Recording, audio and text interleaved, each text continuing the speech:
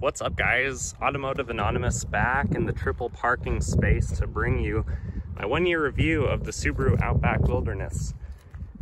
In this video, we're gonna do a walk around, gonna show you the vehicle, gonna share my thoughts on what went well, what hasn't gone well, what has my experience been over the last year, as well as any problems I've had and cost of ownership.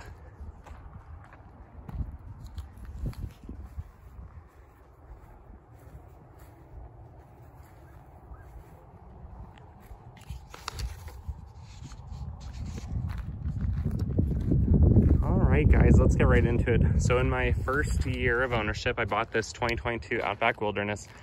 Last year in September, I've had one problem with it, and only one problem, and that has been the infamous windshield crack. It happened in the lower passenger side, right around here. I'll add a picture to show you guys.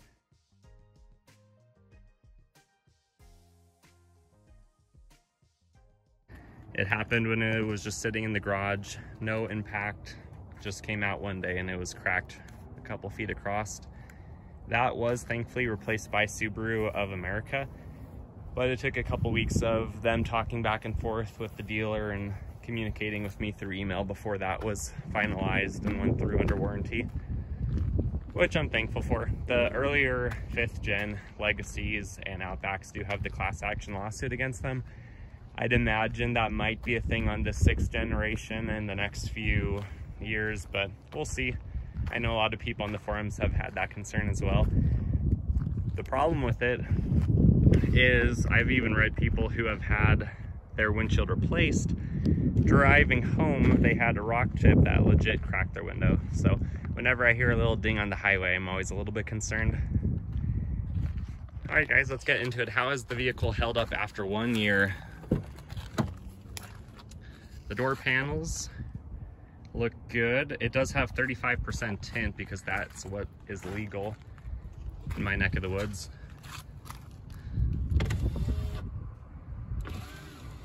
No tint on the windshield because that's legal and we don't do that here. All right guys, let's see. The vehicle has about 16,000 miles, just about. Feels like it's mostly getting broken in. I have had a second daily driver. That was just kind of a fun car for most of this past year. So I haven't put all my daily driving miles on this, but 16,000, I feel like that gives a valid opinion of what my experience has been. The seat has held up really nicely. You can see there's just a little bit of typical wear there, but nothing coming through. No damage or anything really. I haven't done any treatments to the seat either. To the center console, there's 2 buttons. If you push the first one on the left, it opens a little tray. On the right, you can see the depth of it. Pretty good size. Passenger seat has been sat in quite a bit. No concerns from this angle. The dashboard and everything else is held up really nicely. I love the cubby space that this vehicle provides. And then my model does have the reverse automatic braking, sunroof, and navigation package. So the sunroof has been pretty nice in this vehicle. Let's go to the back seat. Back seats have been used a few times. Nothing too excessive. That's just the factory tint. Should be about 20%. So a little bit darker than the front side. And they have held up quite nicely. I can't even see any wear and tear other than just a little bit of dirt. What's nice about the back seat is you can recline them. They do have their own ventilation, heated seats, and USB output. It's a pretty roomy spot. Being 5'11", I fit very nicely sitting behind myself. All right guys, let's go to the back.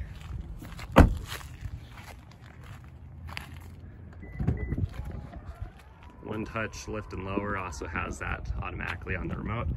You can see you can lift and lower right there as well as lock it. The back has held up really well. Mine does have the Wilderness package for these extra covers, and they are pretty thick.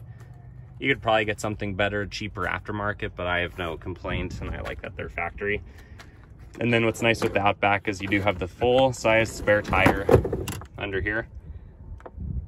And then I hide the sun shade, the privacy shade down there as well. Yeah.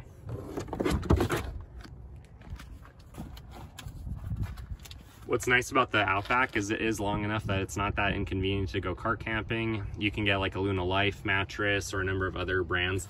I do think you're probably getting what you pay for, as there are some knockoffs online that I don't think have the same firmness and hold PSI like you're probably going to want if you're sleeping on the back.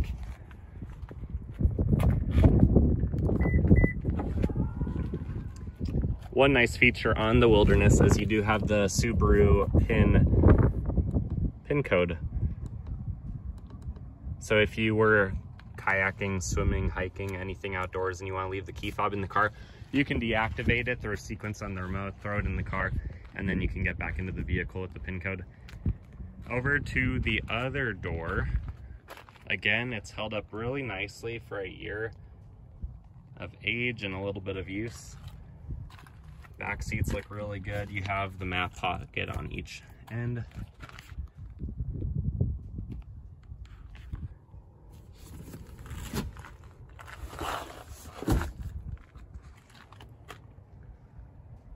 Yeah, seats look just as good on this end too. In the fold down, you got armrest, couple cup holders.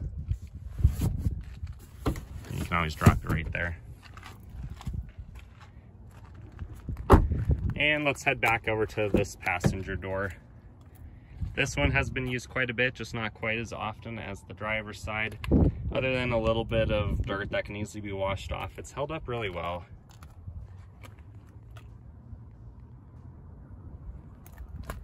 This one, I don't see any of that wear like my side had.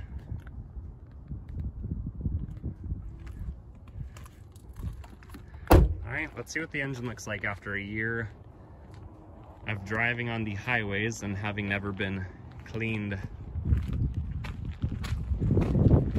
You can access that just down here. It's pretty typical in Subarus.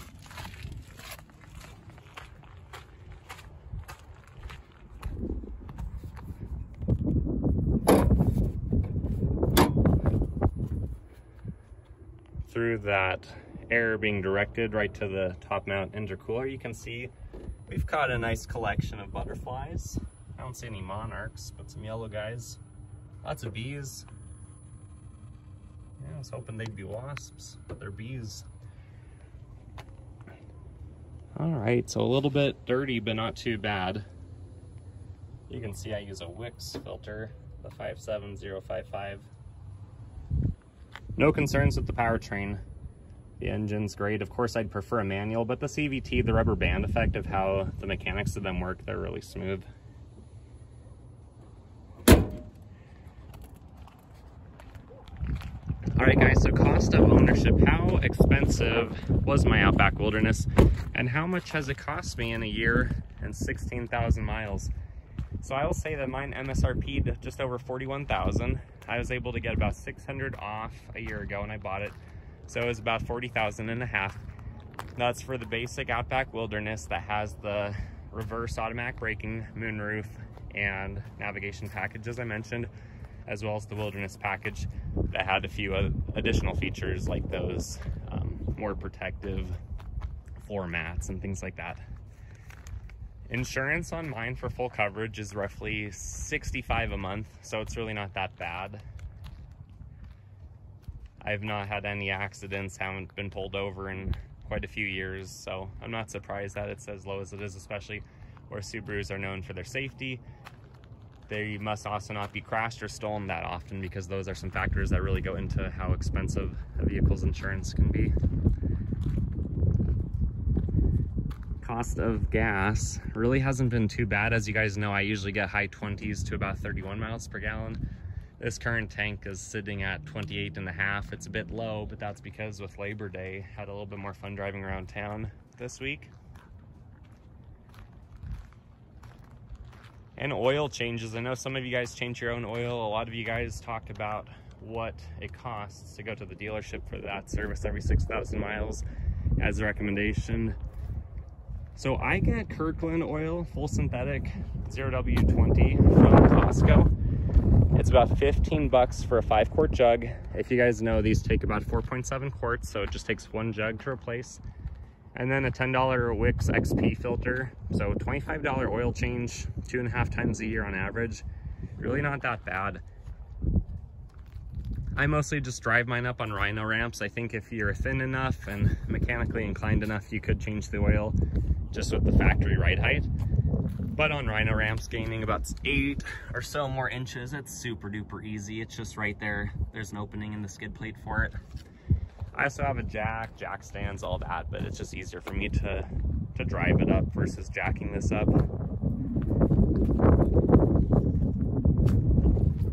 And then tire rotations. At least in my area, Les Schwab will rotate your tires for free if you buy tires from them in the past, or if it's a factory tire on a new vehicle. I've bought several sets of tires from Les Schwab, so I just take it to them. I could change them myself, rotate them, but I figure they're the experts. I drive enough on the highway that they might catch something that I don't. So although I might change my own tires if it's a fun car, on the daily drive or safe car, I'd rather just take it to them and let them do it in 30 or 40 minutes. The only thing I've paid for this vehicle, as I mentioned earlier, was the window tint on the front, the 35%, which was done really well. I've had several other vehicles tinted by the same shop. It was about 110 bucks for those. So overall, my experience has been pretty good with the Outback Wilderness. In conclusion, I've not really paid much for anything. Insurance is cheap. Gas really isn't that bad if you know how to drive it, and if you're fortunate enough to have a lot of highway commuting like I do. Oil changes are dirt cheap, spending like 65 bucks a year on those. And then once it gets to a few of the other check marks, I'll either do that myself or take it to a shop. Lastly, I just want to mention a few interesting things that I think will be fun with this vehicle. I mentioned the PIN code on the back. Let's show you the navigation, something that's kind of neat about that. You can pretty much go anywhere in the world that you want. Let's see what's going on in Russia. Oh. It's not Russia. We want Russia.